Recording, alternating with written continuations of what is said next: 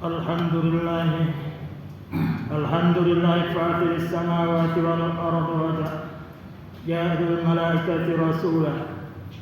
Ashhadu an la ilaha illallah wahdahu la syarika lah, la na'budu illa iyyah, wa ashhadu anna Muhammadan abduhu wa rasuluhu la nabiyya ba'dah. Allahumma shalli ala sayyidina Muhammad sayyidil mursalin wa ala alihi wa sahbihi ajmain. Usikum ibadallah wa iyaya bittaqwallah faqad fazal muttaqun. Ittaqullaha haqqa tuqatih wa la tamutunna illa wa antum muslimun. Qala Allah ta'ala fil Qur'anil 'azim. A'udzu billahi minasy syaithanir rajim. Bismillahirrahmanirrahim. Qul innama ana basarun mislukum yuha ilayya. Sadaqallahul azim. Pertama-tama kita seorang yang beriman tak lupa mengucapkan puji syukur kepada Allah Subhanahu wa taala atas segala rahmat karunia-Nya. Kita berangsur-angsur pulih situasi kita dan kondisi kita seperti 2 tahun yang lalu tanpa adanya Covid. Ini adalah berkat rahmat Allah Subhanahu wa taala atas segala umat, baik yang menantang Allah maupun terhadap yang patuh pada Allah, baik di negara Saudi maupun di negara lainnya termasuk Indonesia. Alhamdulillah di Saudi sudah normal sholat seperti biasa tanpa berjarak, dan ke Masjidil Haram, masuk Masjidil Haram, ke Ka'bah pun tanpa berjarak. Berarti sudah kembali normal seperti biasa. Kita panjatkan terima kasih atau puji syukur kepada Allah Subhanahu wa taala. Hari ini tanggal 22 bulan 10 tahun 2021 bersamaan dengan tanggal 15 bulan 3 tahun 1443 atau disebut dengan bulan Rabiul Awal. Jamaah rahimakumullah, masih situasi ramai memperingati Maulid Nabi Muhammad Rasulullah SAW, walaupun hanya merupakan budaya di negara-negara tertentu, terutama di Indonesia. Negara-negara lain tidak melakukan. Termasuk penanggalan merah pada hari keagamaan. Tidak semua negara, termasuk Arab Saudi, tidak memerahkan tanggal Maulid, tanggal 1 Muharram dan sebagainya. Syukur kita bangsa Indonesia melakukan penghormatan kepada hari-hari besar Islam, dimerahkan tanggalan. Walaupun masih sangat kecewa kita, umat Islam tidak disiplin dengan tanggalan itu. Umat lain dengan tanggalan merahnya aktif melakukan aktivitas keagamaan, sedangkan kita masih banyak yang dipakai untuk rekreasi, dipakai ke mall dan sebagainya. Padahal memerahkan tanggalan itu adalah melalui perjuangan dewan. Jamaah rahimakumullah, dalam memperingati Maulid Nabi biasanya adalah untuk mengulang kembali ingatan kita supaya mengenal Rasulullah SAW, mencintai Muhammad Rasulullah SAW, mencintai ajaran-ajarannya, sekaligus menggalakkan supaya melaksanakan sunnah-sunnah Rasul, di samping tugas utama tentang kewajiban dari Allah Subhanahu wa taala. Namun demikian kadang-kadang kita terlena. Terlena kenapa? Dengan ungkapan ana basarun mislukum, saya ini seperti manusia kalian. Kalau disamakan seperti itu semua adalah batu. Tapi batu itu bermacam-macam. Ada namanya batu pondasi. Ada namanya batu untuk jalan. Ada namanya batu cincin. Mulai bernilai berbeda. Paling tinggi nantinya adalah batu akik dan sebagainya yang luar biasa harganya. Batu si batu, manusia si manusia basar. Di dalam suatu syair mengatakan Sayyiduna Muhammadun basar la kal basar bal huwa yaqutu bainal hajar.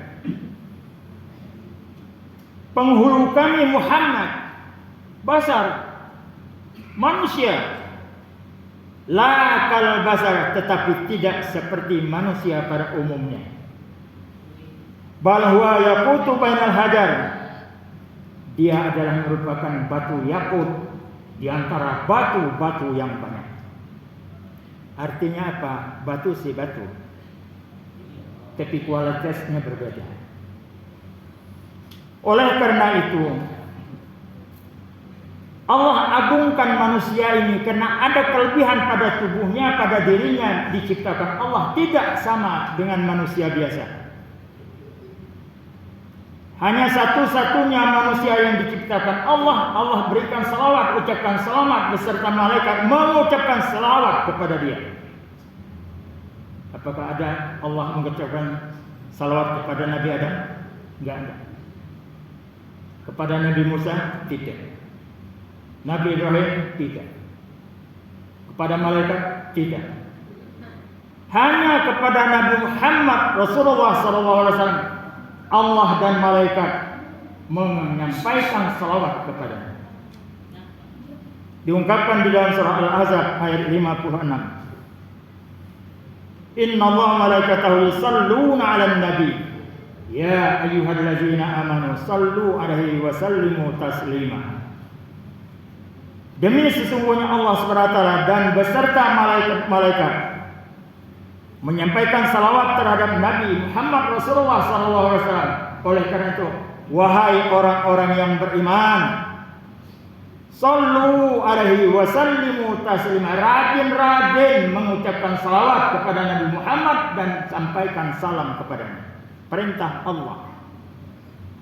Karena Allah yang melakukan. Allah perintahkan salat, tapi Allah tidak salat. Allah perintahkan zakat, apakah Allah berzakat? Tidak. Oleh karena itu, kelebihan makhluk ini diungkapkan di dalam buku Maraqil Ubudiyah Syarah ala Bidayah al-Hidayah oleh Imam Al-Ghazali. Pada halaman 3 diungkapkan dengan suatu syair. Ada 10 keistimewaan Rasulullah SAW. Lam yahtalim qattu mutlaqan abad. Wa ma tasa'aba aslan fi madani zamani. Rasulullah SAW tidak pernah mimpi bersetubuh baik sebelum jadi nabi atau setelah jadi nabi. Tidak seperti manusia biasa. Manusia biasa kalau dia mau balik, dia pasti ihtilam, mimpi basah. Muhammad tidak mengalami seperti itu. Kemudian beliau juga sama sekali tidak pernah menguap sepanjang masa. Kita apalagi sholat Jumat kayak gini banyak menguap, ngantuk. Itu keistimewaan. Rasulullah sepanjang hidupnya tidak pernah menguap. Minhud dawabu falam tahrab wa ma waqat zubabatun abadan fi jismihil hasani. Tidak ada satupun binatang yang melarikan diri lari dari beliau. Artinya Muhammad sangat akrab dengan semua hewan. Akrab, enggak takut hewan sama dia. Berkawan dia. Ini yang namanya rahmatan lil alamin itu. Hubungan akrab, hukum baik, bukan hanya pada manusia saja, termasuk dengan hewan. Kemudian juga tidak pernah ada lalat hinggap di tubuh beliau yang mulia itu. Kita enggak usah lalat, langau lebih hinggap ke hidung kita.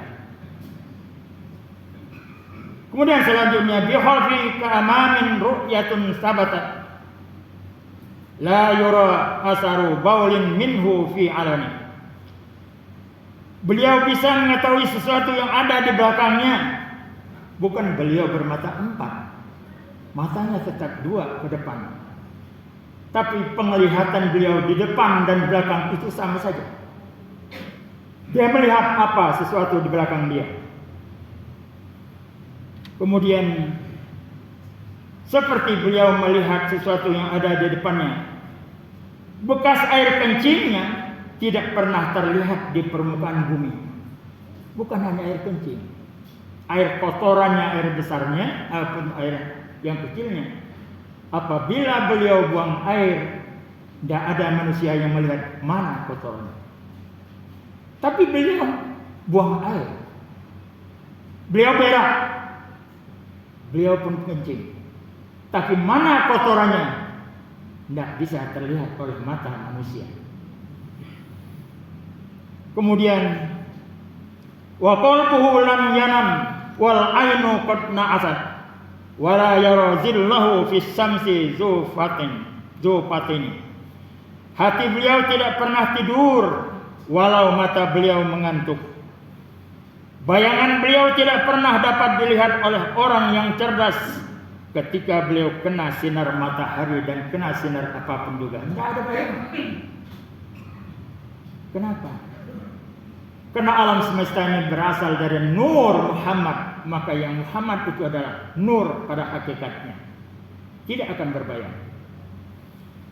Qad fahu qad alata qauman idza jalasu. Innal wiladati sif ya za bimuhtatani. Dua pundak beliau selalu terlihat lebih tinggi dari pundak orang-orang yang duduk bersama beliau. Ceritakanlah sifat keadaan beliau, bahwa beliau telah dihitan semenjak dilahirkan.